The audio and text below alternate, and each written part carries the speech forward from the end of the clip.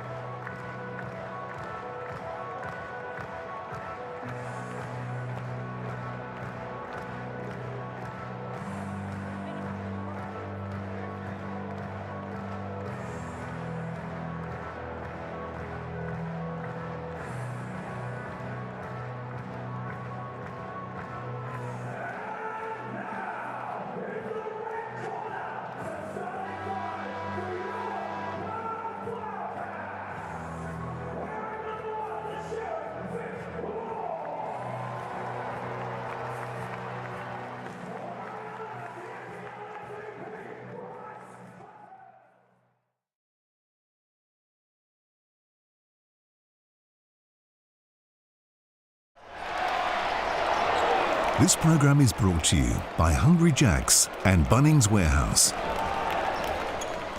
I'm never off my grind. I'm always on time. I'm ahead of the game, I'm first place. I'm in my prime. Hard work that pays off. I pay dues, I'm paid off. Cross me, get crossed off. I'm so fresh, I'm so raw. Go hard like A-Day. It's game time like A-Day. I ball hard and clutch play. It's game time like A-Day. Now let the games begin. It's just not happening for the Perth Wildcats on their home floor right now. They've lost their last three. The last time they've lost 4 in a row at home was October and November of 1998. Tonight is the night, with finals just around the corner, for that trend to change. Great to have your company on Thursday night basketball, round 19 here in the Hungry Jacks NBL, as the Perth Wildcats play host to the New Zealand Breakers. Andrew Gaze, Liam Santamaria, welcome to both of you. Well, if you have a look at this ladder on your screen, you can see that Perth Wildcats 14-9, you'd think pretty comfortable. But hello, Jack Jumpers, 13-11. Now, we all know that it's a favourable draw and it's a tough place to play in Perth, but they've dropped their last 3, and some alarm bells and serious thinking about that record of making playoffs. They need a win, they need it desperately. Let's welcome in one of the greatest players to ever play for the Perth Wildcats, 4-time champion Sean Redditch. Sean, what's going on with the Cats right now?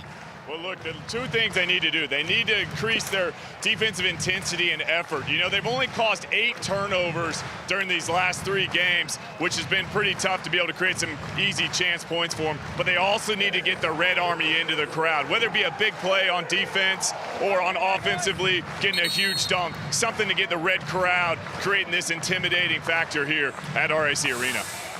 It's got to change for them. And meanwhile, the New Zealand Breakers, although they've come up short in the 2 games this season, Liam, against Perth, they've been really close games, both of them. Played them tough. One of them was a classic down in Tassie, the overtime thriller, as Abercrombie opens proceedings, a fadeaway bucket. When they came to the jungle a few weeks ago, played them pretty tough, got out-executed down the stretch.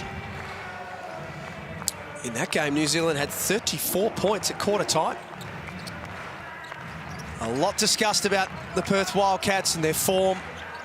The bar is set so high for them for obvious reasons. Nice drive from Blanchfield. Draws an early foul. It was a nice drive, but that was a good defensive set. Defense has been a problem for the Breakers throughout most of the season. Now we have a look at the Wildcats starting 5, and Luke Travers, you saw that last time doing the ball carrying duties, and I like the way that they were extending the defense. And this New Zealand team, you look at their record and you think, well, this should be an easy out for the Perth Wildcats. No, it's not. As you mentioned, Jack, they've played them really tough a couple of times, and New Zealand have got enough if they can get it all together that they can worry some teams, because they've got a lot of firepower. It's amazing the difference Tom Abercrombie's made since he's come back into this team, Liam. Seaver blocked. And Randall coming back into the starting lineup for the New Zealand Breakers as well. Was Cotton no good? Travers, no one had a body on him, he tips it in. That's what they need from Luke Travers. Be active, get on the offensive glass, get deflections. Good start from him. And it looks like Jason Randall's, he's got the job on Bryce Cotton. And whether that's... Good luck. Whether that's Dan Shamir and Modi Mayor, that Breakers coaching staff, giving him that role or him putting his hand up for it. There you see the DoorDash starting lineup for the Breakers. Randall comes in. They got the two young fellas, Jiang and Besson, who have been both been playing major minutes in recent times, coming off the bench. It's Cotton. Blanchfield. He's the spark early for them. It is, and you talk about Jason Randall guarding Bryce Cotton, but New Zealand switch so much. So they're switching all the time. So you've got to guard Bryce Cotton collectively if you're going to do that. And it's whether systematically the Perth Wildcats can recognise that and get some mismatch to allow Bryce Cotton to get going. Blanchfield that time found Law. He misses. Peyton Seaver comes up with it. That foul on me on Cotton. Peyton Seaver, 7th in the competition, 3 points made across the season, 7th for assists, and leads the competition in steals. He had injury issues early in the season. The longer the season's gone, the more comfortable he's looked, the better he's looked. And he's played pretty well against the Wildcats. He was 1 assist off a double-double last time he was in the jungle. Nice pass for Delaney. Feet set. It's good.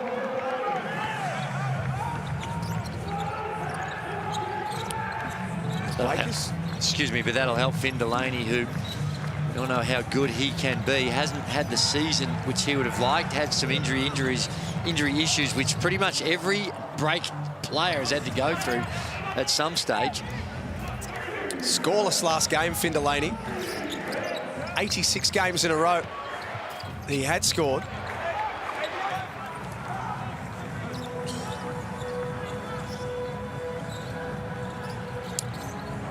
Moore turns and shoots. There's Travers. This time on the offensive glass. Getting busy. Well, that's where you get a bit of an advantage if you're Scott Morrison going with Travers in this role. He's not, Mitch Norton obviously still out with the hamstring, but he's not turning to Kevin White or Kyle Zunic to come out and run the point to open the game. So Travers can get on the offensive glass. Seaver. A little out of control. Almost threw it away. He'll say that he knew what he was doing. Baseline turns. Off target. Wildcats lead it by 2. Law from the elbow. It's a little soft touch too, off target as well. Randall worked hard to get open. Knocks down the 3. Well, they're playing free, coming down, and they look sharp, moving the ball well. And Cotton takes it to the rack, misses the layup. Let's get courtside to Sean. Last couple of weeks, Sean, results haven't gone the Wildcats' way. We know the Red Army, and you spoke about them off the top tonight. We know they're passionate, we know they're proud, but what's the media attention been like on the Wildcats in this last fortnight? Yeah, it's been a strange couple weeks out west. Obviously, with the whole drama, are they going to sign John Brown? He's in town. They weren't able to get that in time. And then you bring in 3 straight losses after the Wildcats were winning, had won 6 straight. So there's a lot of question marks. What's happening? There's been some injuries. Good news from the Wildcats side of things. It is expected that Mitch Norton and Michael Frazier will be ready to play next week. Well, obviously, they'll have to have a full week of training, but that'll be a big help, and try and give some help to Bryce Cotton, Vic Law, and these guys, and give them some minutes rest when they can be able to play their best coming down the stretch, which we didn't see against Melbourne on Monday night. Yeah, that will be big. There's Bryce Cotton getting fouled from 3. No, it's only 2. Stepped on the line. They did a review, I think, and I think they're only going to give him 2. But The other one, too, that they need to get... Vic Law is a superstar, and first 20 games, he was averaging 21.4 points per game, but in his last 3 in Perth, it's dropped off to only 15 points a game, and he's 3 of 13 from threes at 23%. So he's a vital one that when he was on the road, going along nicely, but in what you'd normally expect the comfy confines of a home court, hasn't been so good to Vic Law. There's Will McDowell-White into the game for the Breakers. Pass is knocked out. It was a great point, though, from Scoring Machine. They've really missed Mitch Norton. I mean, it's understated how important he is to this group. Yes, Bryce Cotton, Vic Law, they put up the numbers, 2 of the leading scorers in the league. But Mitch Norton at the defensive end, running the show offensively, and just his toughness and his grit, really missing him right now.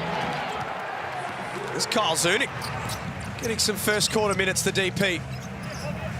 Begun the season as a starter, but he's worked his way back from injury. Good to see him out there. Good to see some faith being shown by the coach, Scott Morrison, as well. Well, you know, it's also unusual at this stage of the game when you got both Vic Law and Bryce Cotton on the bench. Now, they've had a tough run of it, so sometimes you're looking to do things a little differently, but it's a little surprising to me to have them both out at this stage of the game. Yeah, he does. They do usually get this kind of early first quarter rest, Cotton and Law, and it's usually pretty quick. Another couple of possessions or so, and you'd expect one or both of them back out there. Well, they've come out 2 of 10, the Wildcats. 3 turnovers as well. In fact, make that 4 turnovers in this first quarter for the Breakers. Blanchfield, aggressive in this first term. Has 7 of their 11. Another who's had some injury issues in recent weeks. We see that his shoulder is taped again. Crucial part of their setup offensively. What a matchup this will be tonight. Luke Travers and Ousmane Dieng. Perhaps the next time they see each other will be in the NBA. Wagstaff. Athletic rebound by Machuk.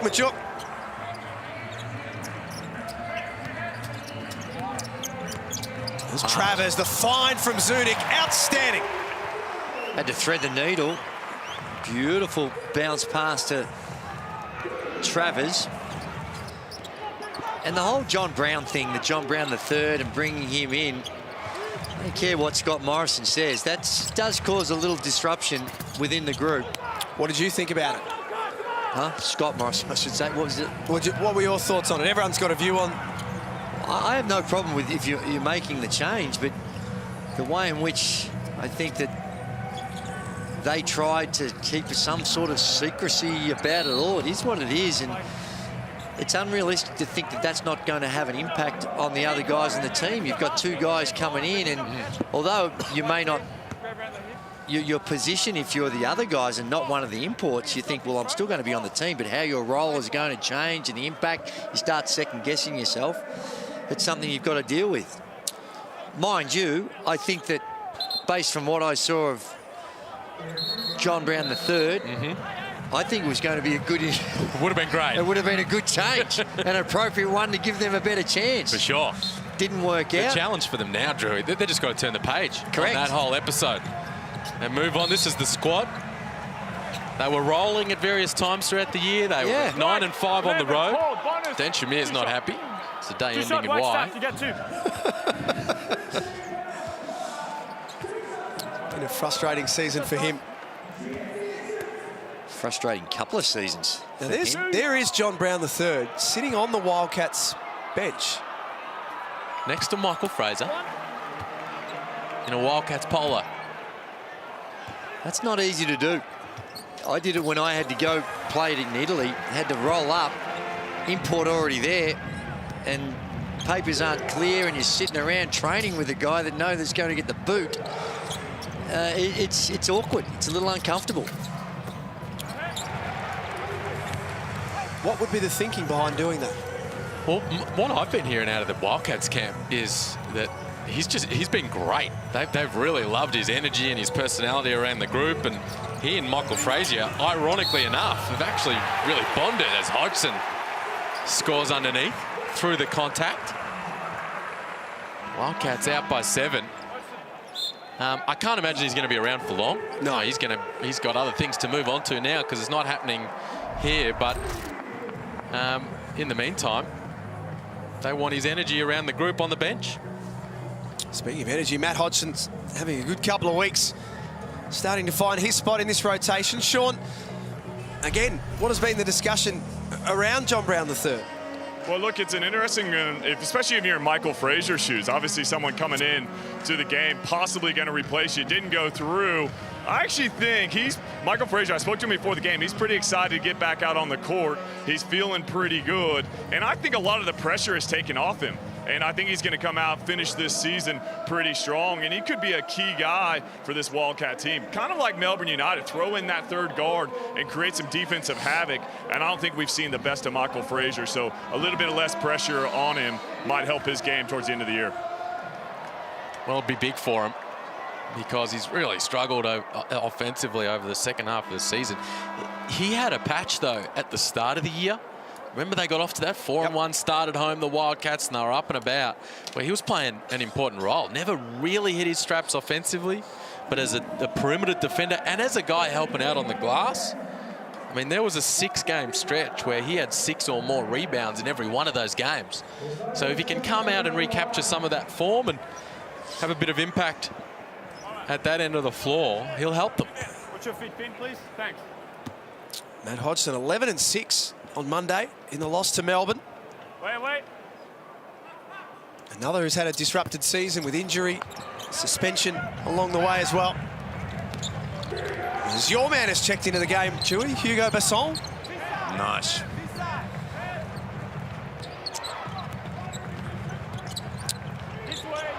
The French connection out there, Jeng and Basson.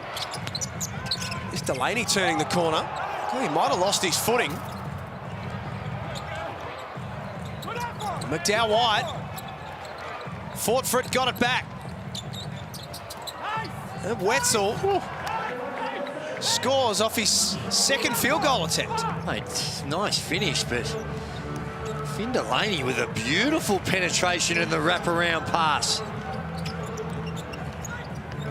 They get it back to a 5-point game. Cotton. Wagstaff read it nicely off the rim. He doesn't finish. Hodgson takes care of business. Cotton trying to get himself going. He's 0 of 5. Almost feel like last couple of shots he's been pressing a little bit, realising the importance of this one to get his team back on track.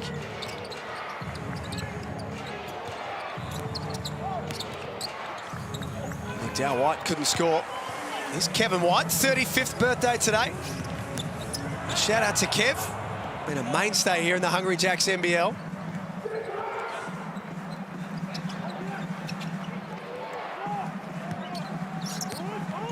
Wetzel. Nice pass for McDowell White, who had room. Breakers 2 of 5 from outside in this opening quarter. Perth 1 of 5 in that same stat. Law.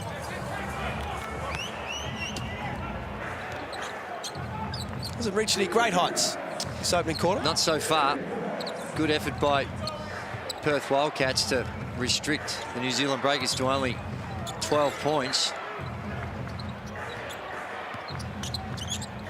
McDowell White, little 2-man game with Wetzel was good.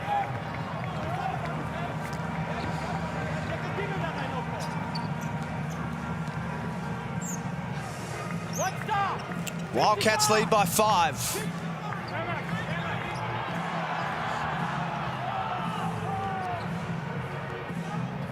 Shot clock at 9. Cotton, scoreless so far. Trying to get Hodgson involved, it was knocked away. Jeng had a runner, and it was Wetzel with the jam. Breakers have scored off their last 2 possessions, and they're going to trail by 3 at quarter time. A good fight back from the visitors. Dan Shamir's not happy, but what he should be happy about is the fight that his team's showing. It's 19-16 at RAC Arena.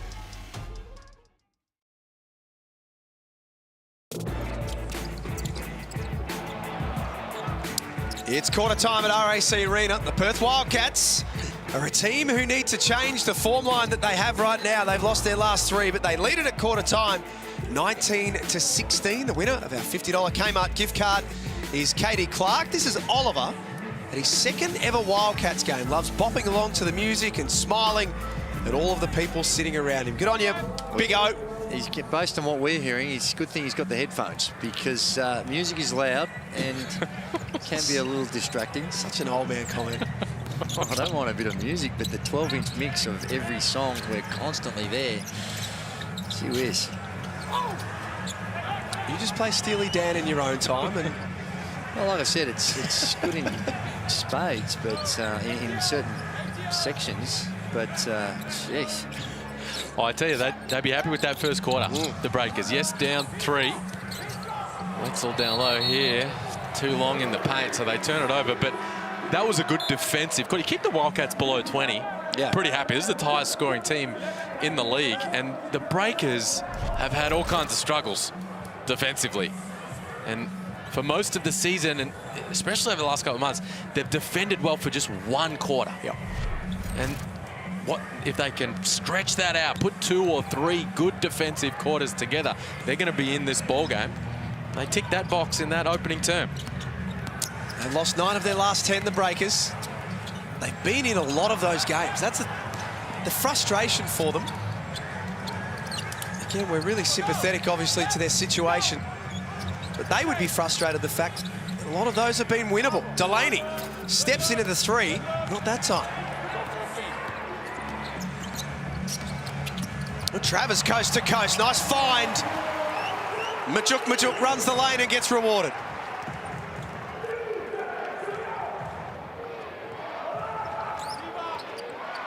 Dan Shamir does some miles on the sideline, doesn't he? And in that first quarter, he was down in a defensive stance, sliding around and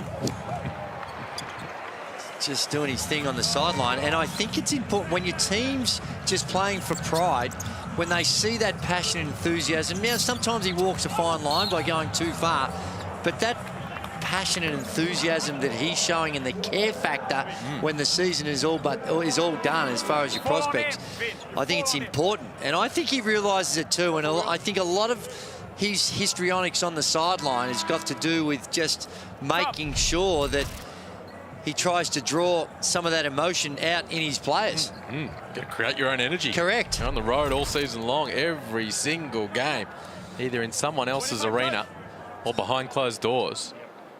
And you're right. I mean, he's got a quick turn of speed. He does. Gets Quick first step. We've seen that this season.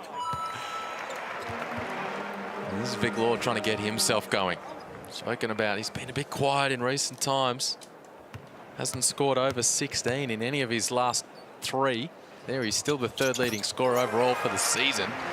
He's had a big year overall, but that's his first couple of points tonight. Absolutely torched the Breakers when they played for the first time this season. Had 39 in that game. Backs it up with 26 and 11 when they play the following week. Basson, foul. You got enough 23, pushing the back. Foul's called on Travers. Let's go. Where do you see Travers, Liam, in his prospects of entering the NBA in the draft? And it's one of those ones that he's talked about as a potential draft selection. Well, it'd be surprising to see him selected in the top 60 in the draft, but that doesn't mean it's all over Red Rover. No, far he's from got great tools. This is where he has some real potential to grow as a ball handler and a playmaker with his length and athleticism. Gets that one sent away. Love to see him at the Summer League this off-season. You know, if he does go undrafted, either way really, and get himself on one of those rosters, get some experience in that kind of environment, see what he can do. Bit of extra space on the floor as well. Blanchfield, that little push shot. It was knocked on the arm. 1-9-0 hit. He's made it his own. That little push shot comes in, holds it up with the one hand, and just feels like he get better touch when he's with the one hand rather than have the two on it. So he comes in here, and he releases the left hand real early, and that's just about him, whether just psychologically, just feeling that you can get better touch when you release it without having the control with the two hands staying on it for a longer period of times when he's in that floating action. Did he have that at the Kings? A little bit. That was when it started. I remember that at Townsville or Melbourne United. Started in the purple and gold. Well, the stupid coach at Sydney didn't give him enough opportunities to get in there and do that. Just probably tried to create a little bit too much on the perimeter for him. Didn't allow him to penetrate, or didn't create enough situations. Not that we didn't allow him. And as such, now I'm enjoying your company. It's a safe space, Drew. Get it all out. There it is again. Looks pretty good when he does that. That's right. He's the first guy in double figures. Blanchfield, the Breakers doing a good job keeping it out of Bryce Cotton's hands, keeping Vic Law quiet, and Blanchfield finding some space to operate. Nice tip back from Abercrombie. Seaver. They get another look at it. Travers behind the back for Cotton. And we try to get it back to Travers, and it was knocked down. Now the Breakers with numbers ahead. Wetzel cross court for Seaver. Short. 6-point lead for the Wildcats. 14-9 on the season. Has them 4th on the table right now.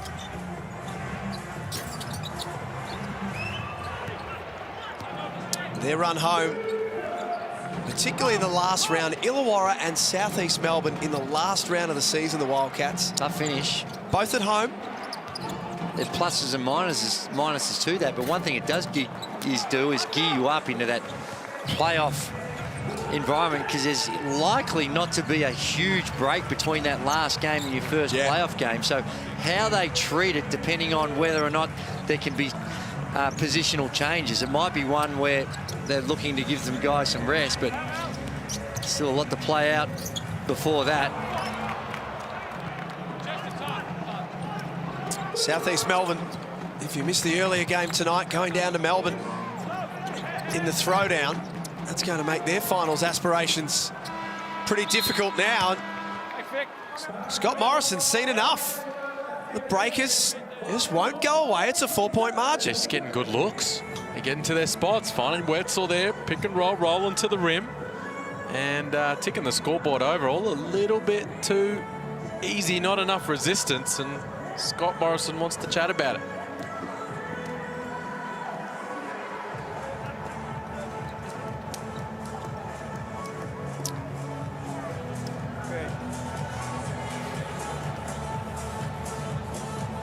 Good job now on the gray area. That's where we're getting them. Okay, gray area, they're making nothing cheap. We get the rebounds, etc. We're hunting shots. Too many. Offensive rebound. Second one, clean look, good. Second one, bring it to the middle, put them in the screen, make a kick out, look for a drive. Taking three, 4 shots in a row, missing is not a good idea. Next, who go? Off a pick and roll now. Zipper. Set the zipper over here. Next one, ATO. Who go off the catch? Over here. Chase, you're gonna get Rob, who sets the screen. You're gonna get him, get a little bit of delay, and then go to the corner. You're in the zipper. Will, dribble him over here. Hugo, you're catching off the zipper. Timing should be right away into it. Attack. Go. Well, they've been letting it fly. They're only 36% and they're 3 of 12. But the good news for them is that they've been able to hold the Perth Wildcats to 32%. Now, when I say they've been able to hold it, it seems like the Perth Wildcats, in their quest to get through this period of 3-game losses, that they just throwing up a lot of early shots. Everyone's trying to lead the way on the offensive end, and they have been good at it. 32%, 1 of 7 from threes. You're talking about their run home, the Wildcats. Here's their next 4. These 3. This one tonight against New Zealand, Adelaide and Cairns. This is where they can just lock it away. Well, that's their last 4. So next 4 and last 4. So tonight and then these 4, and that'll wrap it up. So a few games here against teams outside the playoff picture to lock in that 36th trip in a row to the postseason. And they still got to probably, they need to still win 3 games to really be 100% sure that they're going to get there. So that's why this game, and you can almost see there's just a level of anxiety on the offensive end in particular with the Perth Wildcats. Not shooting it well. Nice take from Basson. And that's good. After the timeout, that was what they were executing. You heard in the timeout they wanted to go to Hugo Basson, and he does the right thing and goes straight into the chest. Let's get down to Sean Redditch. Sean, Vic Law, 0 from 4 in this game so far. Yeah, look, Vic Law was questionable if he was going to play. He didn't train on Wednesday. Had that sore shin from the game on Monday night when he went knee to shin. So he's got a sleeve over it tonight. Doesn't look like himself. A stat here, when Vic Law shoots over 50% for the Wildcats, they're 9-1. He's 0-5 tonight, so not a good sign so far for the Wildcats. Sean Redditch courtside. Here's Law at the seal baseline. Picks up a foul from Delaney. It's a big matchup. Finn Delaney, All-NBL second team power forward last season. Hasn't been a great year for him, and we saw, as you mentioned, Vic Law gave him some numbers in their last couple of games, both wins for the Wildcats. Delaney needs to step up tonight and guard Vic Law tough, just like Jack White did for Melbourne United last week. And when you go through a period and you start to analyse, and I watched the Perth Wildcats the last 3 times and they've come up with losses, it's unfair because they won 6 games in a row playing a certain style, and they were playing some really attractive, great basketball. But when they lose those 3 in a row, I can't help but go back and to make comparisons to what would happen, how Trevor Gleeson was playing, and their cutting, their flex action, then their regimented way they go about it. And you start to make comparisons, and sometimes unfairly, you make those comparisons. Abercrombie steps out of bounds. Almost stood on Dan Shamir's foot. He's standing that close to the sidelines, the Breakers coach. Yep, they forced it to the middle. You see that trying to keep Abercrombie going to his left. And in those 3 losses, when you're thinking of those comparisons about how in which you create shots, what system are you going to go through to get those shots? And you can't help but think of all those times that you'd see the action, the misdirection that Trevor Gleeson would run to do that. I'm not saying one's better than the other by any stretch, but what's interesting about it is that the Wildcats offense has been elite this year. Highly efficient, most efficient offense in the competition. But what you're talking about, I think, certain moments is in the 4th quarter. Correct. Is when it grinds to a bit of a halt, things slow down. Defense and cranks it's up. crunch time, the defense cranks up. And we saw that, of course, massively in the 4th quarter and really that whole second half last week against Melbourne United. And the issue was they couldn't get him the ball. He couldn't get catches, Bryce Cotton. And in that flex system, they were able to always run him off certain cuts. And he would get catches and be able to make plays. And that's the thing. Sometimes you weren't necessarily getting free, but you get to a point where he could catch it, touch it, and play through him. What is this? It's all about angle. It's all about angle. Let's go. Straight, guys. Here we go. Screen roll. Perth in the bonus for their next foul. Besson. That was audacious. Well, I know he's got Seeky hops, but that was taking it to another level. Pulling it back and trying to bring out his Dominic Wilkins. Wow. Hey, fight me. Hey, fight me. I can fight.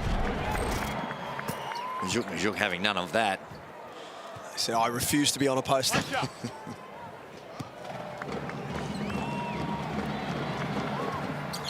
The last projections for 2022 NBA draft, Hugo Besson, much like Ousmane Dieng, took some steps up. When he joined us here in the Hungry Jacks NBL, he was at 35. Has improved his rating. Cotton with his first field goal. He's 1 of 8 for the night.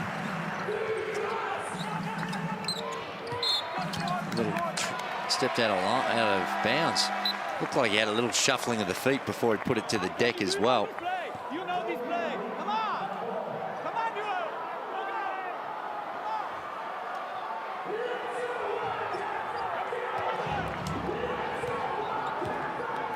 31-26 at RAC Arena. Tomorrow night, the action rolls on for round 19. The Tasmania Jack Jumpers looking to keep their finals hopes alive. Will play host to the Cairns Taipans. White. Off target. 1 of 8 from outside tonight, the Wildcats. New Zealand, 3 of 12. Besson. Cleverly disguised that. Got it to Wetzel, who scores. That was well done. Recognised it, and like you say, disguised it enough to get it in there for a relatively easy one for Yanni Wetzel.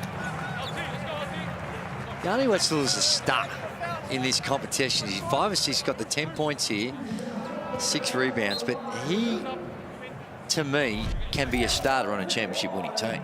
There's little doubt in my mind that such as the skills, he's got an elite rebounder, runs the floor well. He wasn't far off it as a rookie last season.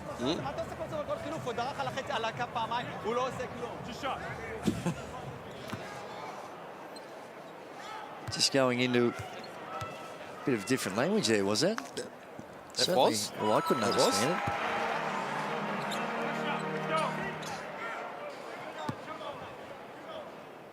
It's been the most challenging of circumstances for Dan Shamir the last 2 seasons. Oh, it's outrageous what they've had to deal with. Couldn't imagine it. And for a sporting organisation with all those different variables and trying to make ends meet and build a program, and your fans don't get to see you for a couple of years, very hard. It's fine. McDowell White has Wetzel for the jam. 3-point game once again. Well, they're hard showing and recovering, and when you don't have the rotation on the weak side, That's a few times now we've seen Yanni Wetzel take advantage of it.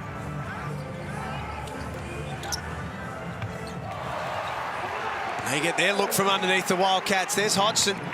And that's the advantage of Bryce Cotton. Comes off that staggered screen and you're so conscious of it.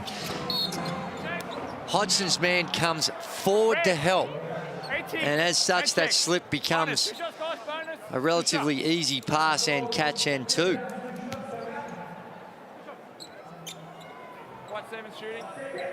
And usually on those circumstances, the rules are you lock and trail.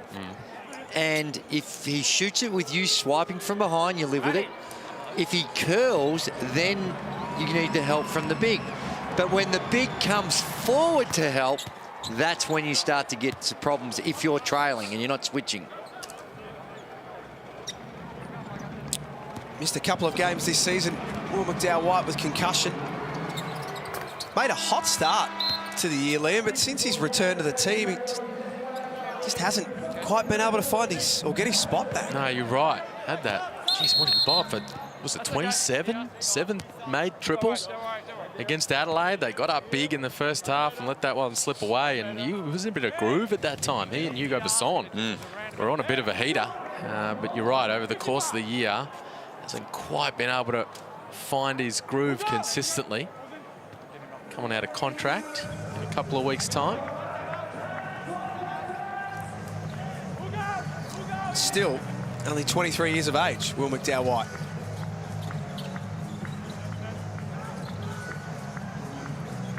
Cotton pulls up on Delaney. Well, they made the adjustment. That time they did switch. So he came off and helped and puts Delaney on Cotton. And if you look at Cotton's numbers, he's 2 of 9, but if you go back to the last couple of games, the switching and allowing Cotton to attack some of their bigger guys has not worked out well for the Breakers. Sol tees it up. Travers, athletic rebound. His 5th of the game.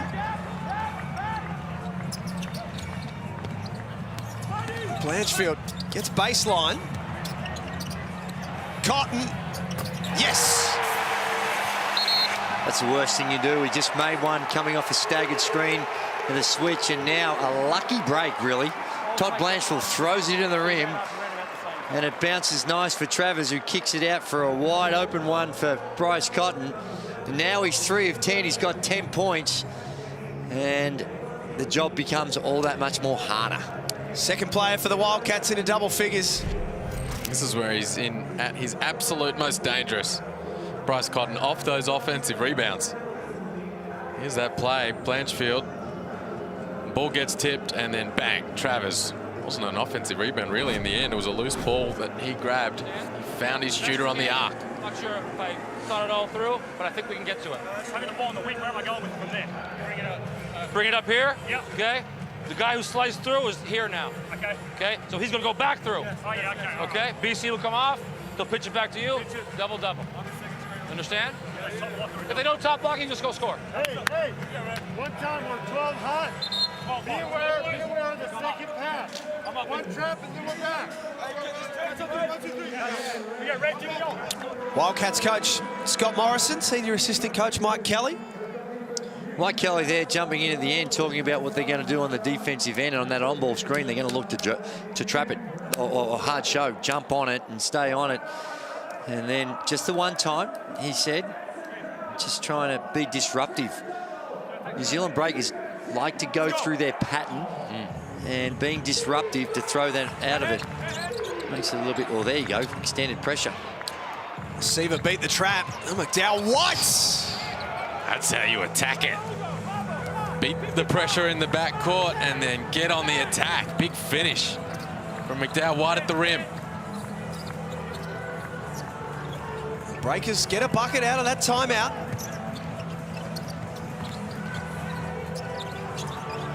Cotton guarded by Wetzel. Gave it up for Wagstaff. It was blocked by McDowell-White. Getting it done at both ends of the floor. And Cotton snatched it away from Seaver. The Law steps out. Now it's starting to happen for the Wildcats. Game high 10-point lead. And you see the reaction from Law after he finally sees one to go down. He feels a little bit of relief. 7 seconds for Seaver to work with. Looks for Delaney. He got it on the halftime buzzer. Big mate to finish it off for the Breakers. They needed that. New Zealand was all going the other way to finish that first half, and just a little something to feel good about on the halftime buzzer from Delaney. Cuts the margin into single digits. And it gives them something to take into the halftime break. The Wildcats looked as though they were clicking into gear a little offensively. There's Michael Frazier, who's looking on.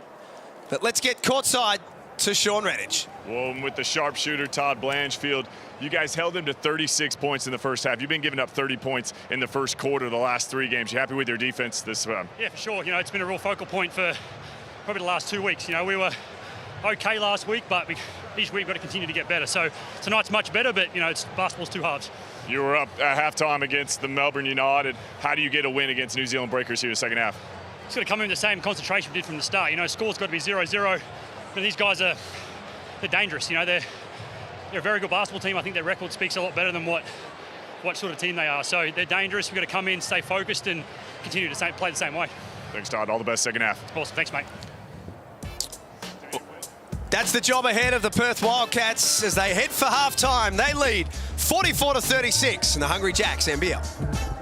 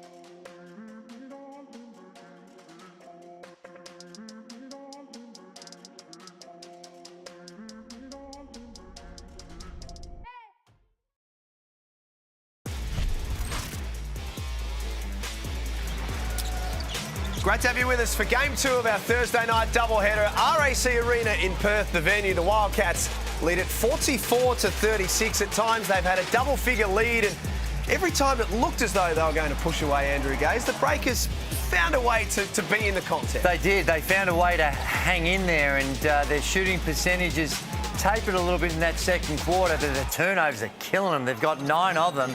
But the on-ball screen, they have a lot of success. The pick and roll here with Wetzel, the way in which he was able to get there and find him. But then when you see the Wildcats offense start cooking, and in particular the 2 superstars, Vic Law and Bryce Cotton, when they get going, it is a tough proposition. Todd Blanchfield started really strong for his 11 points. Cotton's got 10. Wetzel with the 12. Finn Delaney with the 5.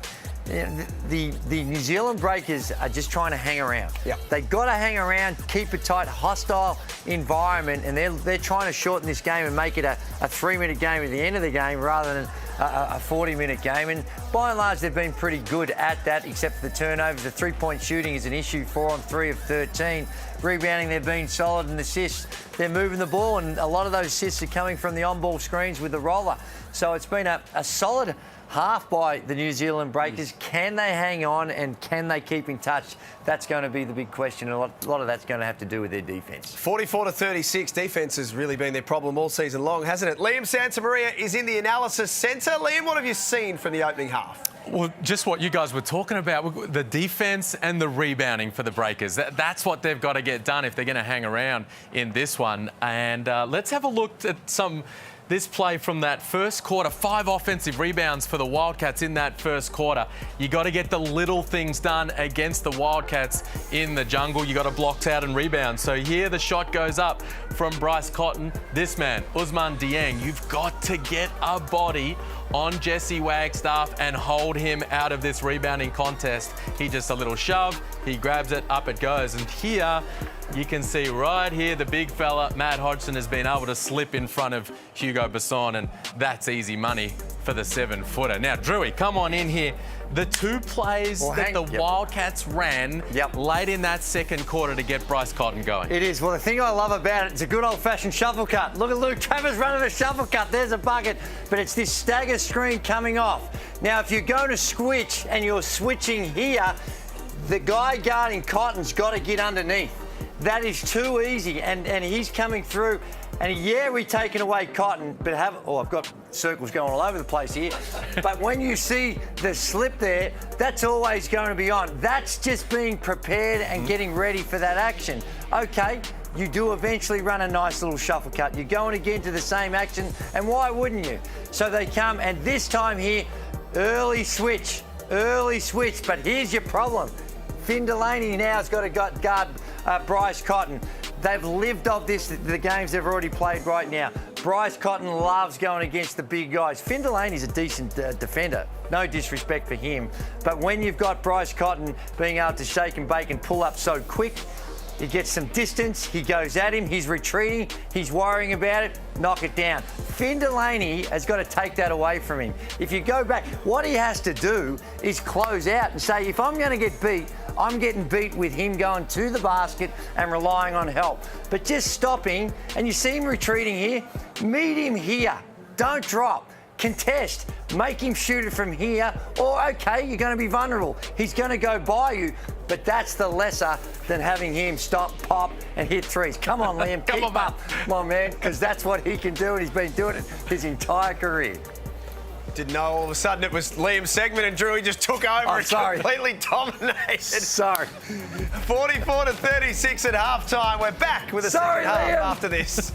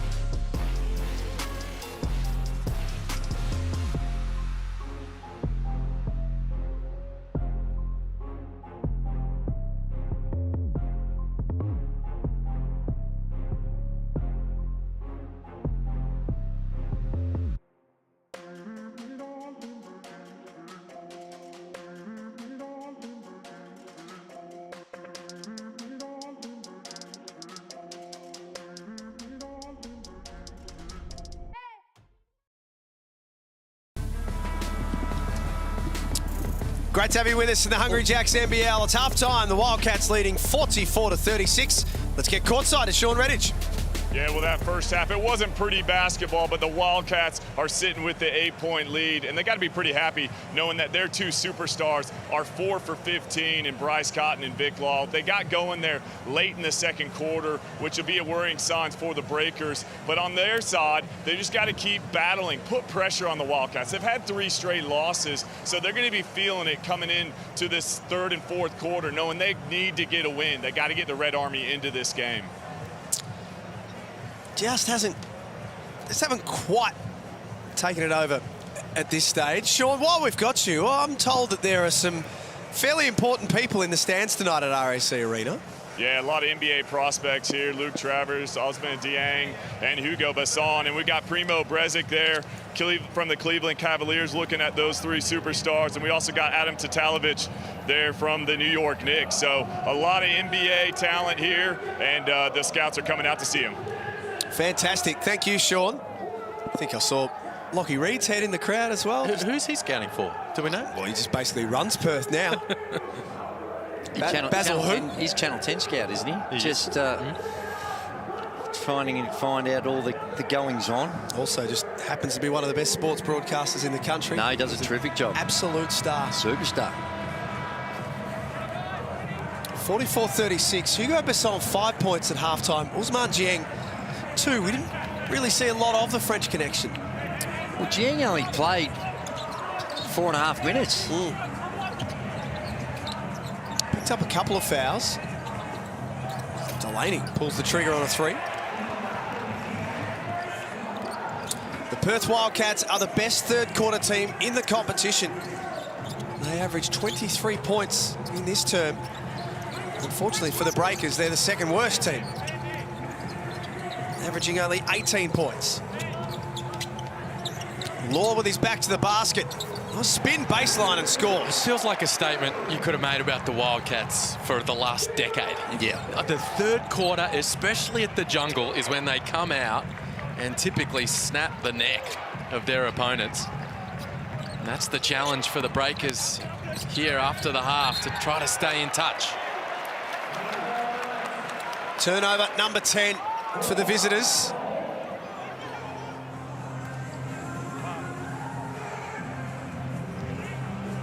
They've just got to try and, as we spoke about at halftime, Drew, just try and hang around. That's it. That's not going to help them. No, it's not, and no help coming from the screen. They run a little curl cut off the elbow screen, and when you're playing Bryce Cotton, you have to stay on his hip. So you're going to be vulnerable to those screen. Whoever's guarding the screen has got to be responsible for the help. Seaver gets Wetzel involved. Hodgson and Travers swarm on him.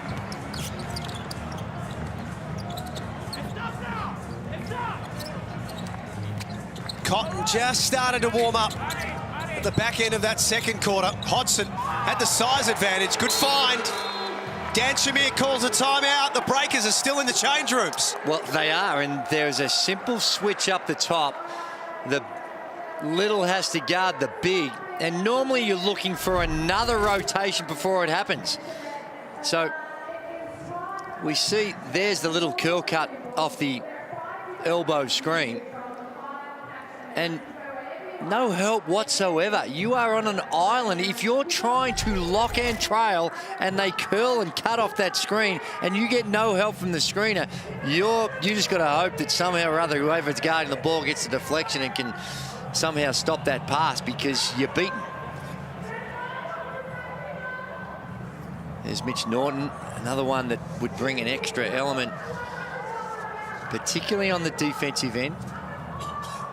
He's close. We heard Sean say earlier that he's not too far away from returning, Mitch Norton, which is good news. Speaking of good news, this is the best news yet. You can start your own personalised NBL highlights and content. It's now available with the NBL fan channel. You can register now for free and start building your content today. Liam, who'd make it onto your fan channel? Who would you start with? Jalen Adams be my guy. I love watching him go about it. He's probably just got his nose ahead of the MVP race. You think so? Right now. Just, it's a 2-horse race for mine. A couple of weeks out for the end of the regular season. Interesting you chose to bring that up on a Perth game with the Red Army listening. Yeah, I reckon he's just got his nose ahead of the 3-time MVP right now. How do we find you on Twitter again? You can't. Go to work, Red Army. Hashtag NBL22 to join us. Drew, you with me? It's close, but the way it's voted these days, I'm with you. If you went back to the old days where you were voting on a game-by-game basis, I think it'd be a little bit different because of the injury early on to Jalen. And he missed a few games. It took a while to get going. And it's also hard when you've got a team where your other favourite has lost 3 in a row. It helps blur your judgment sometimes. But there's still 3 or 4 games to go, so that might, I think in that race, that'll have a bit to do with it.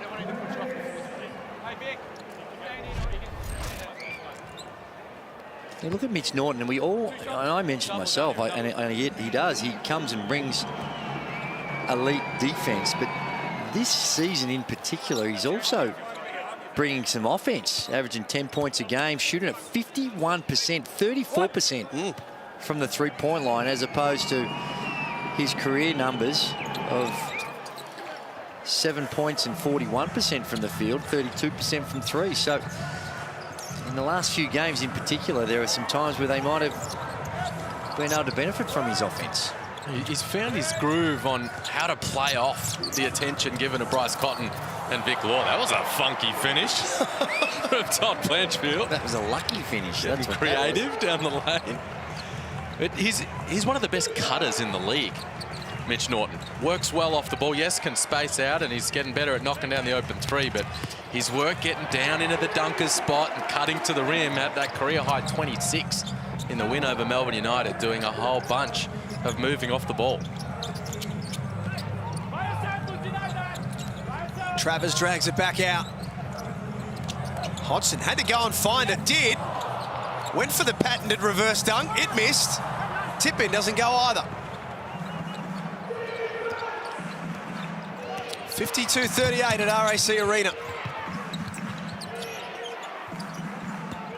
Seaver is fouled on the way past by Hodgson. Let's get down to Sean Redditch. Let's do that. Yeah, well, you talked about Twitter and hashtag. I'm going to start a new hashtag here. Bring back the Tiger Shuffle. Nice. This question for you, Andrew Gaze. Yes. I saw how excited you were when you saw the shuffle offense there. I know you averaged 40. How well would Bryce Cotton do in the shuffle offense? What type of numbers would he put up? Well, he'd be uber elite because the shuffle offense is like the flex from the high post rather than the low post. Similar type action, screen-to-screen action on second cuts. He would be awesome in that type of action. Got you out of your chair a little bit there. No, well, I'd like to see it. We need more of it. Anytime you see, beauty is in the eye of the beholder, and we love to see the on-ball and what everyone does, the shake and bake and the action with the ball. But gee whiz, there's a beauty about the game of basketball when you're actually cutting and passing and prioritising passing as much as scoring off the dribble. Jason Randall, unfortunately, on the other hand, his woes are continuing. Jeng, nice drive and scores. It's been a nice little response here. Yep. From the Breakers. Randall for 3, a stop, then Jeng on the rim there. 5 straight points and just keeping their head above water. Kyle Zunic back into the game. Nice move, got rid of Peyton Seaver. He's got a bright future, the 22-year-old. He's finished his college career now. And the Seaver got past him. Scott Morrison not too pleased with that. He's not happy with the help. Well, that's twice. Back-to-back plays. No help. Can't get those straight line drives, the blow-bys, but you got to have help coming from the weak side. Law, tough finish over the top of Wetzel. Vic Law has 11. He's working his way in, 3 of 9. Ball back into the hands of Ousmane Dieng. Tip Back out. Here's Seaver. That's missing. Zunic reels it in.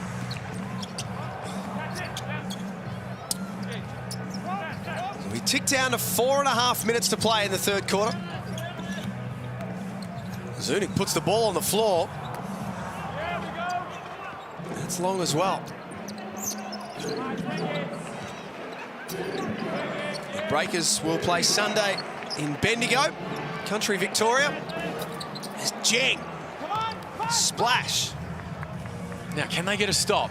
This has been the issue for the Breakers, trading buckets when they need to be able to piece some stops together and go on a bit of a run. Keep the ball in front of them.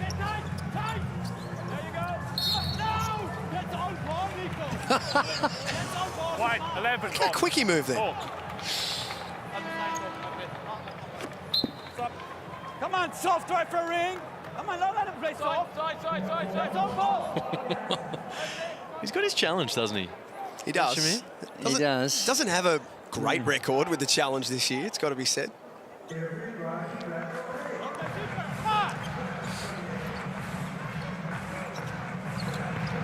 Kevin White checking back in. Wagstaff. Passed it straight to Dan Shamir. One flash. He certainly changed. When you remember Dan Shamir in that first season, it was his assistant coach that was jumping up and down like the Energizer Bunny and all over the place. And as this time here in Australia has changed, has gone on, they've almost reversed roles. And Dan Shamir's the one now that's up and about on a regular basis. And Ousmane Dieng just, I'm telling you, I see Kyle Anderson in him. That's big guy that's just smooth and not necessarily explosively athletic, but just got that size and length. 6'9" and long too. He's a great size. He says he's 6'10". Now, having grown a little bit over the course of the season, you're right, the length. And he's a 6'10" guard in the making. With his handle and what he can do from the perimeter, he really has a lot of tools to work with. And his last couple of buckets here, they're back within 6. Wildcats have gone to sleep. Cotton. He's long as well. Abercrombie comes up with it. Hugo Basson's checked back in. Just has not been his night so far. Where the fuck are you going on? Hey, guys. And I think Dan Shamir that time just a little upset with Hugo Basson. You think so? Yeah. Just an air of frustration in his tone, Drew. Yes. There's the foul trouble. Looks a little down on confidence tonight. Hugo Basson was 4 of 7 from outside when they played Cairns last weekend. On Monday, I should say. Hasn't been able to get going tonight. Nice D from Abercrombie. Made life tough for Law.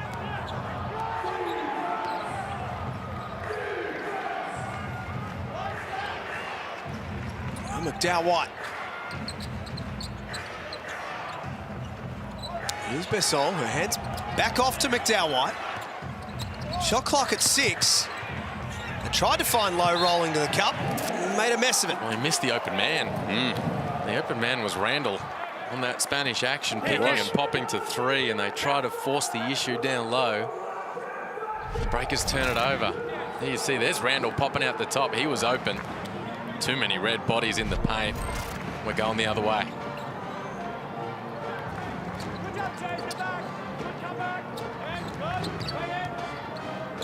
Cotton for Hodgson. That is silver service by Bryce Cotton. Just put it absolutely perfectly for Hodgson to go ahead and use his athleticism to stuff that one home. Double figures for the second game in a row.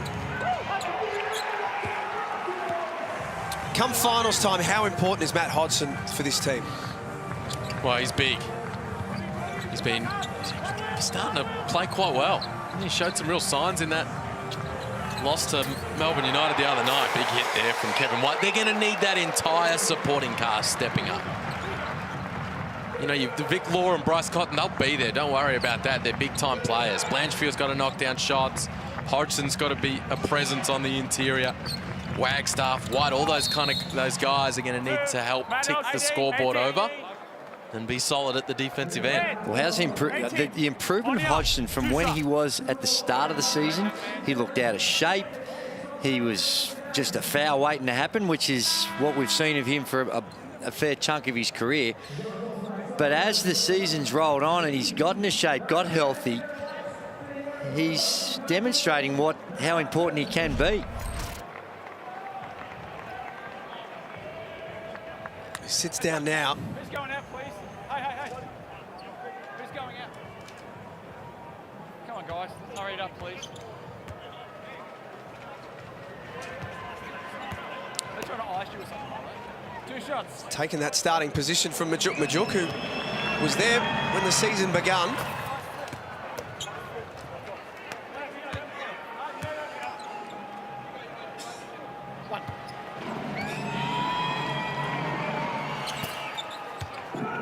And both count for Basson.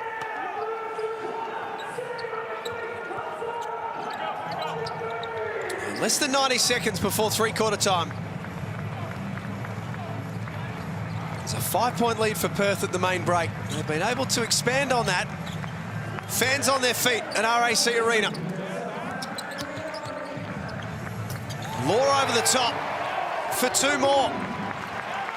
He's got great touch when he puts it to the floor. They're awkward little shots that you've got to take, but he's got such really good touch. He's very efficient when he's on the move and those little floaters. Receiver baseline, lost it. Really good D from the Wildcats. Good help and recover from Wagstaff. Good scramble. Rotations from the entire squad. The turnover results.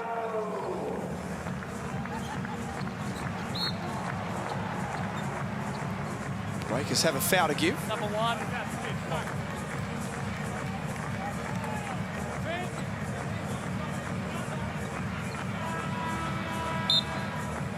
Still got time for a quick one here. If you want 2 for 1, but it's the quality of the 2 for 1 here. We see just a little collision and need something quick, but you don't need to throw any, just get a shot up for the sake of getting a shot up. Blanchfield misses. The Breakers happy to take all the time that they have allocated to them.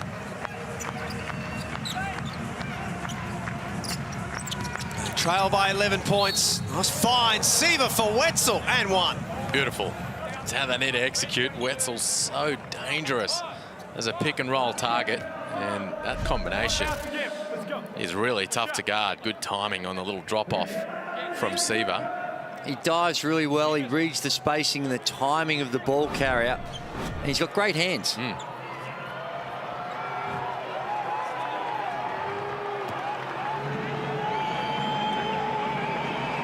69% from the free throw line this season. What a huge signing he was in the off-season. Has not let New Zealand fans down one little bit.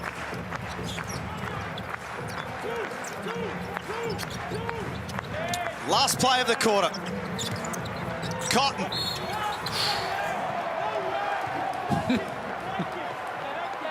Draws the foul.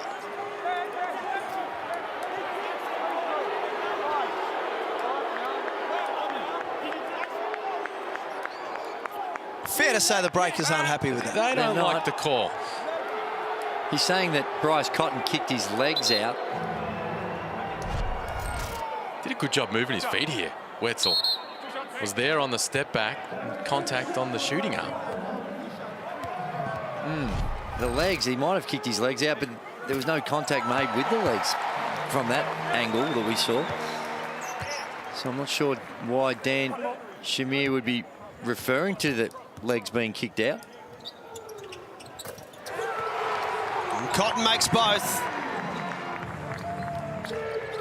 Seaver at the buzzer. Can't get it to go. It's the Wildcats who lead by 10. 65-55 at RAC Arena. You're watching Thursday Night Basketball on the Hungry Jacks NBL.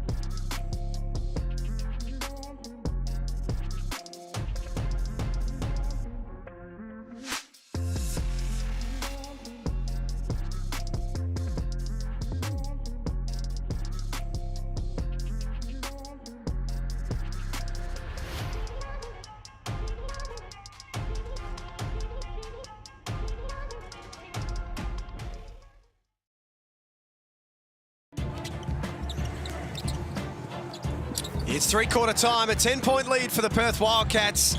Again, New Zealand around the mark, but the Wildcats starting to put their stamp on the game. Bryce Cotton has 14 points, Todd Blanchfield and Vic Law 13. Matt Hodgson with 10 points. They've been able to get a pretty nice spread. Oh, they're going along nicely, the Wildcats. This one from the stat man. Perth have won the first 3 quarters of a game for the first time since round 3. Wow. Versus Tasmania, so they've just motoring along nicely, double-digit lead. I was going to say, it's still, having said that, it's a nice little stat, but they're only winning them by small margins.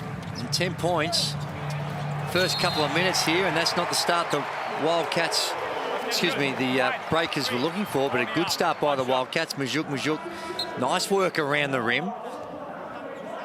But this first 2 or 3 minutes, vital for the Breakers. This thing gets out to 15 or 16 and you've got to start to dig deep with all the adversity and what they're dealing with. It becomes even more harder than what it normally would. Let's get down to Sean.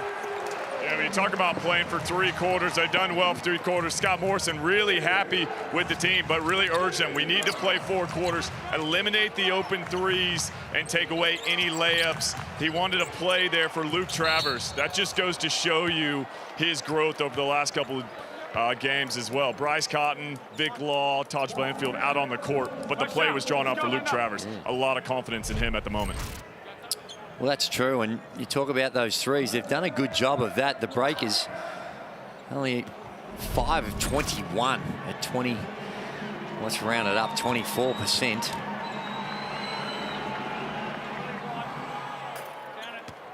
Meanwhile, Wetzel, a shining light for the Breakers, working on a 20 and 10 kind of night. He's got 18 and 9 right now. A couple of blocks, highly efficient.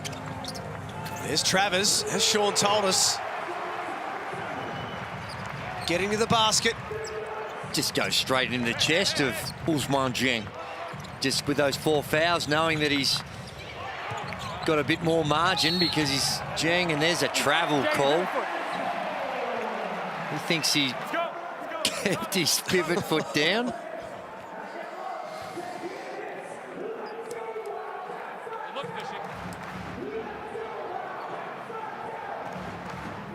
I wouldn't be surprised if we see them do that. Get Jang into those actions and just drive at him. Guarding Blanchfield now. Playing with 4 fouls. Law. Shot clock down to 5. Doesn't go. There's Wetzel again, moving his feet. Out on the perimeter. Can't keep a hold of that one. The Wildcats will next be in action on Thursday. Play host to the Adelaide 36ers. Delaney snatched it away.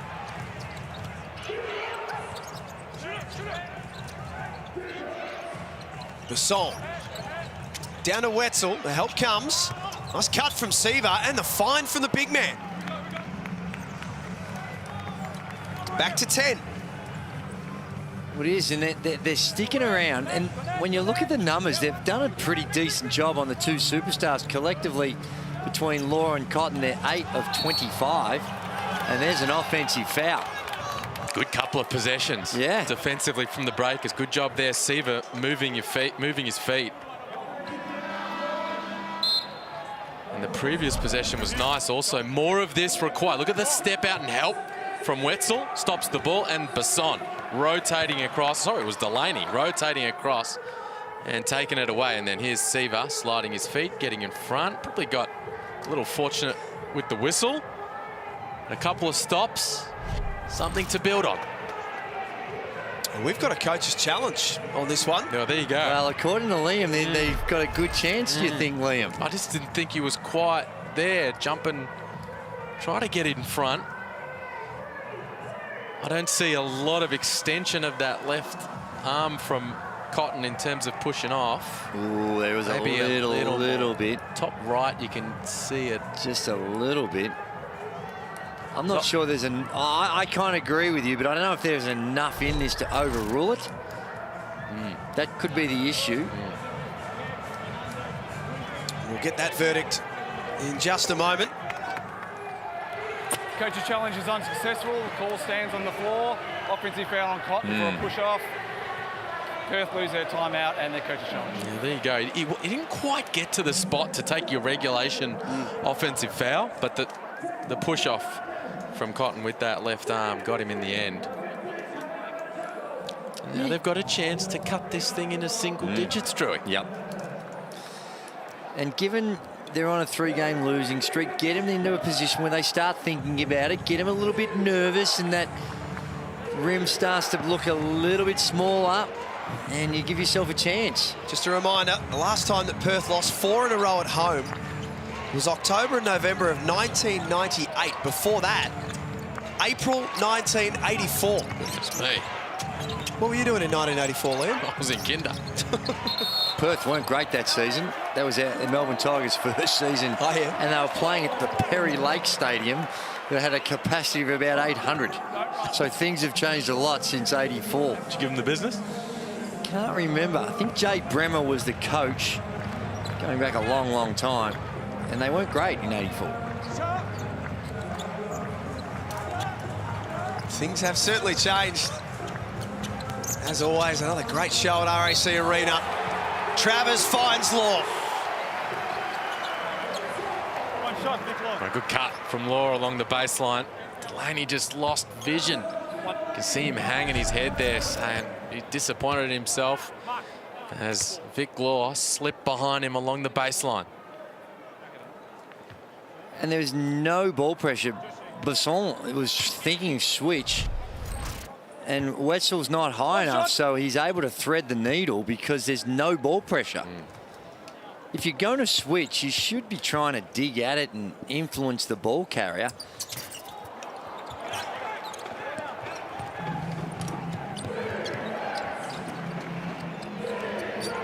They lead by 12, the Wildcats.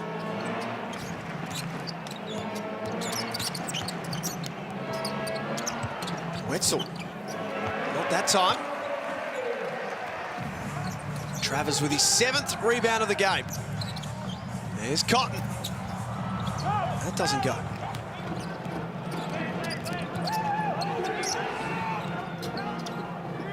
Seaver has space. Knocks it down. Needed that. Needed that. Need a couple of stops and a couple more of those for the Breakers just to start asking some of those questions. 2 of 7 from outside tonight. 6.5 minutes left. Travis responds quickly. Well, they gave him an invitation to shoot it. Basically, please let it fly, Luke, and just might as well be playing a game of horse with Luke Travers out there. They're just letting him shoot it and not guarding him at all. And the floater from Basson is nice. 75-65. A reminder tomorrow night, round 19 continues. Tasmania will take on Cairns. And doubleheaders Saturday and Sunday. Travers with 2 more. He's putting on a little show here. They're putting the ball in his hands. He's running the point. He's playing off pick and roll and making plays. We got to respect him a little bit on the offensive end. They're not guarding him at all. We saw him thread the needle when there's no ball pressure. Steps back and make a 3. Not much better that time. Remember earlier on when Seaver was getting up and in Travers and making him not be a playmaker. They're just allowing him to do whatever he wants. Now, whether that's fatigue or a strategic issue, I think you need to change the strategy if you're just going to allow him to do what he wants. That's not working. Well, he's had stretches this season, Travers, where teams have done that to him. The Kings have sat off him. Yep. He had a career-high 24 on the Phoenix, who didn't guard him all night long. And right here, he's taken advantage of a little extra space. Here's Hodgson. Wetzel would not move and then got a handoff.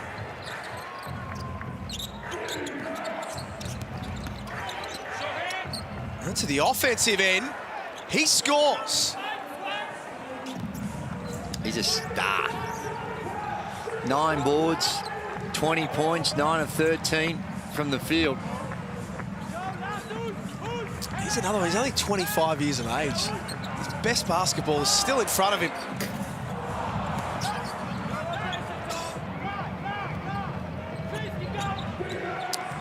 They can sense that there's still a chance here, the Breakers. Basson. That misses. Just can't get over the hump. The Breakers cut it to 9, cut it to 8, goes back out. Unable to really get it close enough to put the pressure on. Shot clock at 7. Basson's done pretty well to stay in front of Wagstaff, but the veteran thought his way through.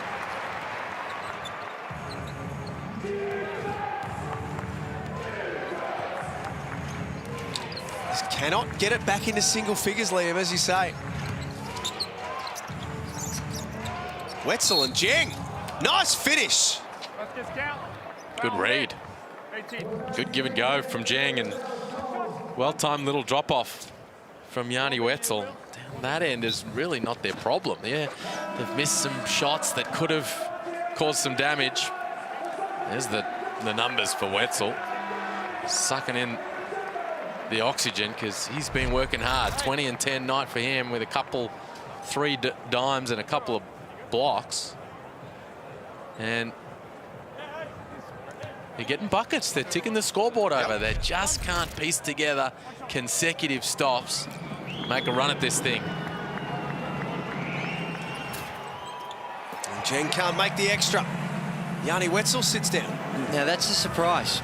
We've only got a little under 4 minutes remaining.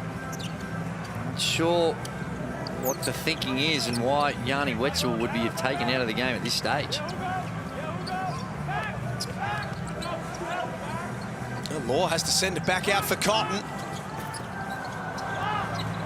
Offensive rebound for Perth. Nicely done by Blanchfield. He wants to get busy. And Majuk can't tip it in either. They live to fight another day here, the Breakers.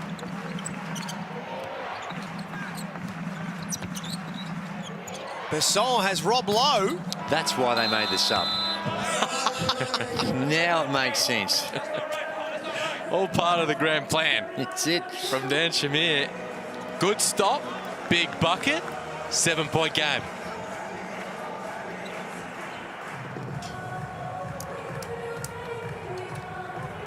It's not over yet. Not by any stretch. Scott Morrison, good timeout. That was the stop and the score that Breakers needed to just tighten things up a little bit, force the response from the Wildcats. Timeout, make them eat up their second last huddle.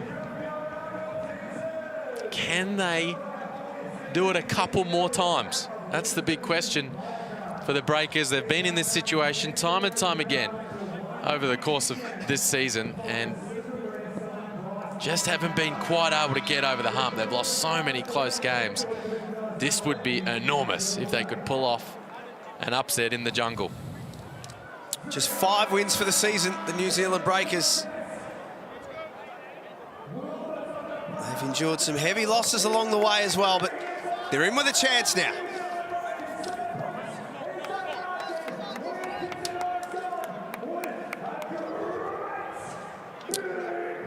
You're watching Thursday Night Basketball.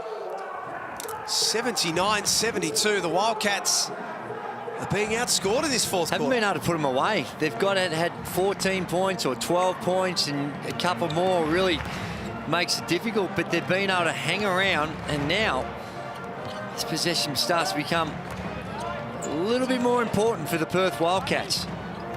Pick and roll play for Majuk. He responds. Nicely done out of that timeout. That's good execution. Come out of the timeout, execute your offense perfectly, get a high percentage play at the rim. Person being chased around by Blanchfield. Tough finish with the left hand. And there's the Breakers that get their quick bucket. Cotton for Wagstaff. Back to 10. And they've weathered the storm with some offense. Like you said, after that timeout, and there's a defensive breakdown. Osmar Jiang misses just a 24% three-point shooter across the season.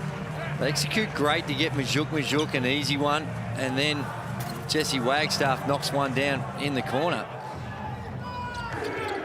Basson pulls up. O-board for Abercrombie. There's Cotton, picked his pocket. Bryce has got all the tricks, finds Law. Yes! Bang, bang, bang, Wildcats. Yes. Out of the timeout. That man right there, dimed up Majuk at the rim, broke down the D, found Wagstaff, and then another assist. 3 straight dimes as he finds Vic Law, gets the steal, pushes it in he knows transition. it right now. He knows where Vic Law is at that center line, draws the defense low, forces Low to come over, and that is the brilliance of it. This is here. He see the eyes go up. He sees what's going on, and that forces Low to protect the rim, and straight away he hits his man, laces out, nothing but Cotton. Let's get to Sean Redditch courtside. Well, we talked to pregame about the Red Army being nervous heading in this one.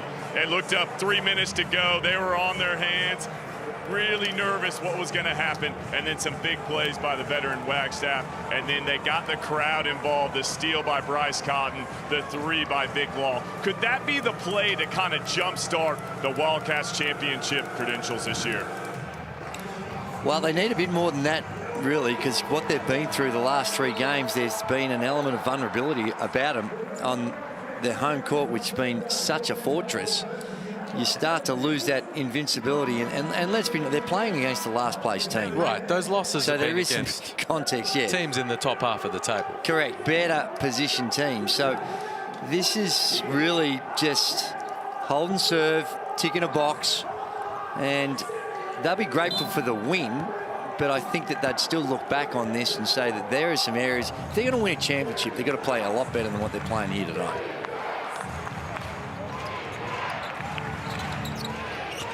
Seaver's certainly tried hard for New Zealand. Has 12 points, 6 rebounds, 5 assists. Passon behind the back for Wetzel. Yanni's got 22 and 10. There's the steal. Nice hands from Ugol. He lays it up. Just hang on a minute. Couple of quick buckets. Basson making something out of nothing. Hold on. Cedar takes a knock to the face off the ball there. No foul called. Referee stops the play. Playing the four?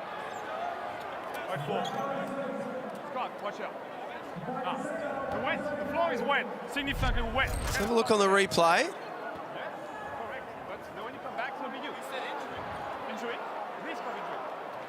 I think it was the hand when unintentional, of course, but Bryce Cotton, as he's fallen down, Bryce Cotton, just the normal running action, might have clipped Seaver in the eye. 24, everybody, even me, because that's my swap.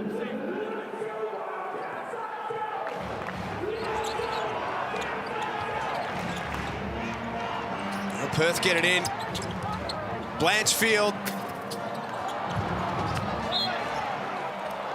New Zealand ball, a minute remaining. They'll have a look at that. Last 2 minutes, refs can throw it to the replay centre on out of bounds just to check it over. Looked like it was off Travers. The call on the floor is New Zealand. Travers looked bemused when it was pointed towards New Zealand. I think that's what motivated the officials to go to the bench and have a look. And that bemusement was not justified because they've made a decision. We'll stay with it. The Breakers looking for quick points. Besson finds 2 of them. Hugo, big response. Last 3 plays. Off the bounce finds Wetzel, scores in transition, and then a tough runner right there. We're back to 7. 6 unanswered points for New Zealand. Just enough to make the Red Army a little nervous. They have fouls to give. They try to trap Cotton.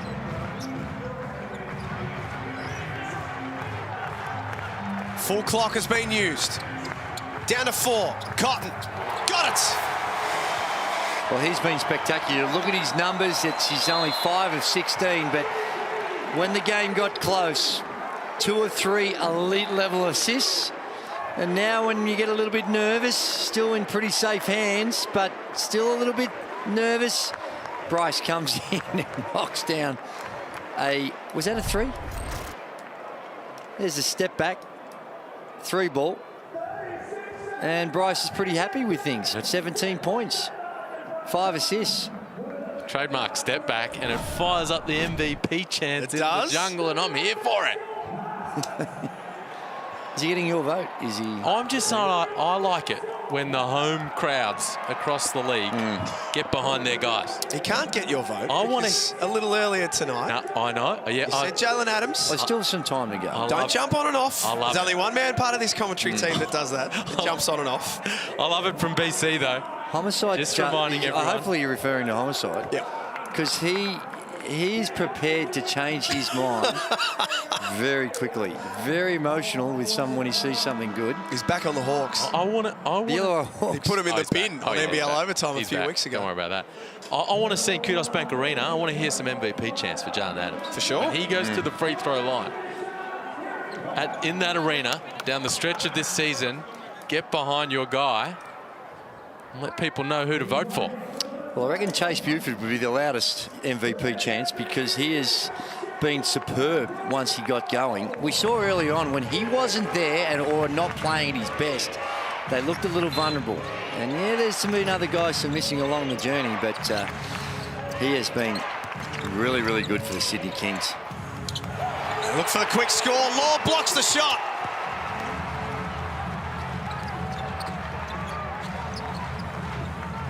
They should be safe now, the Wildcats. Vic Law comes up with a big defensive play and has now got free throws. They've come up with the big plays, the Wildcats. Just a nice way to just get some confidence. They haven't been perfect tonight by any stretch of the imagination, but after some losses, some drama, some controversy, some injuries, This has been a good one just to start to get their mojo back a little as they lock in their spot in the playoffs.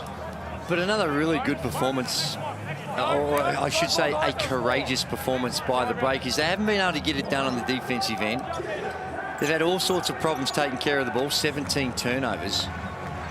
But Yanni Wetzel has been superb in this one.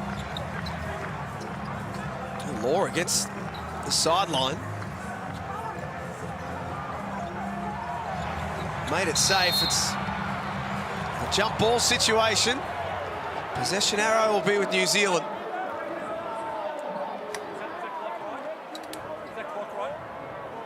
A couple of seconds left in this one. A frustrating one for Dan Shamir. Just going to take a quick look. Why do we need to review it with 4 seconds to go, 9 points down? Hand on the ball, they hold it, they shake hands, and we move on. Which is probably what is going to happen anyway, whether it's 4.5 or 4. The Wildcats survived a little scare. They break the drought. 3 straight losses at home. They're back on the winners list at RAC Arena, and they do it 89-80. Well, relief for the Wildcats and the Red Army. Coming up against the bottom place team, trying to avoid a 4th straight loss at home, and some nervous moments in the 4th quarter as things got a little close, and then that man stepped up, took over, made big plays, and fired his team to victory. It is. Neither he nor Vic Law shot it well from the field. 6 of 15 for Vic Law, 5 of 16 for Bryce Cotton. But in those big moments, Bryce Cotton, the way in which he distributes the ball, he can beat you in so many different ways. And in the crisis, the decision-making, the rational head, the way in which he creates for others, knowing that they're all coming at him, and how he makes others better around him is why is a big part of his greatness, and we saw that on display in those last 4 or 5 minutes of that 4th quarter. Mitch Norton still to come back into this team. Relief is the right word, Liam. There's been a lot of talk about Perth in the last couple of weeks, where they're at and where are they headed. They get the win tonight as we get down to Sean Redditch. Well, I'm here with the Foot Locker player of the game, Vic Law. You didn't train Wednesday. You come into Thursday. There's cloud if you're going to play. Didn't have your best first half, but what was your mindset going into that second half? Man, I just wanted to help the guys. You know, I didn't really think I was going to play today. Just a ton of pain on my right leg, but you find a way, right? You find a way. I'll worry about my leg next couple games. Worry about the smoke next couple days too, but credit goes to them. Well, talk to us about this team's mindset. Lost 3 in a row. That doesn't happen here, especially at home. We know there was a lot of pressure. A bit of relief to get the win today. No, it definitely was. I mean, every game counts just the same, right? Whether it's against Melbourne, whether it's against New Zealand, every game in between, it all matters. We taking it one game at a time, but we want to finish this season on a high note and continue the streak. It was good. You had so many guys in double figures. You know, Luke Travers played really well. Talked about his growth over the last couple weeks. Nah, man, Luke's been huge. You know, we've had instability, injuries, everything you can name, and Luke's been one of the main guys that stepped up and played really well. I'm super proud of him, and I mean, you guys are seeing how talented he is. Thanks, Vic. Great job. Vic Law finishes with 18 points and 8 rebounds. Interesting there, talking about a pain in his right leg. Yeah. I'd imagine that Perth are going to want to deal with that pretty quickly. Yeah, and it's clearly one that clearly didn't stop him from playing, and he played reasonably well. I don't think it was his best performance of the season, but he did what he had to do.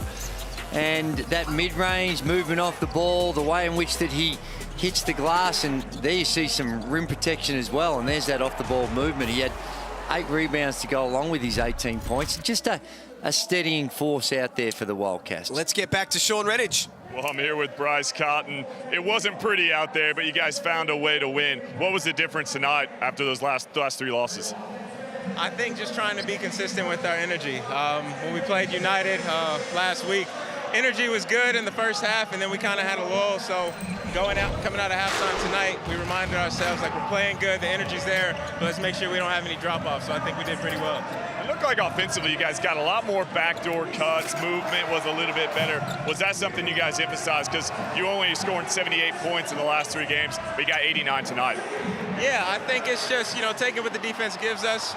Some of us, me and Vic, we get so much defensive attention, so we're utilizing our other weapons, hitting them with backdoors and other secrets I won't tell. And you got 4 games at home in front of the Red Army. What do you got to do to get those wins, get into the finals? The same thing that we did tonight. It's going to be a grit and grind. These games won't be pretty, but it's good for, team bonding when we win ugly games, because that's what the playoffs is going to be like. Thanks, Bryce. Congrats on the win. Appreciate you, Shawnee. It's a win for the Wildcats, and that's all that they will care about tonight. 89-80, they get the job done. We're back to wrap up what's been a big, big night here in the Hungry Jacks NBL.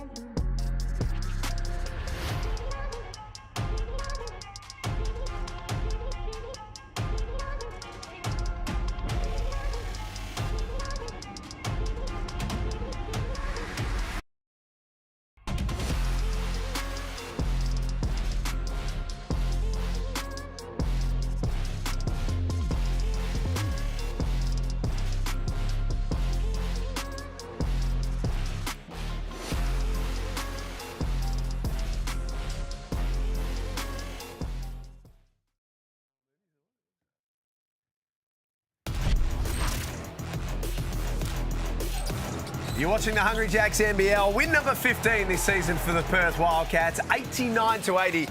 They beat the New Zealand Breakers. They get a win on their home floor, and they go one step closer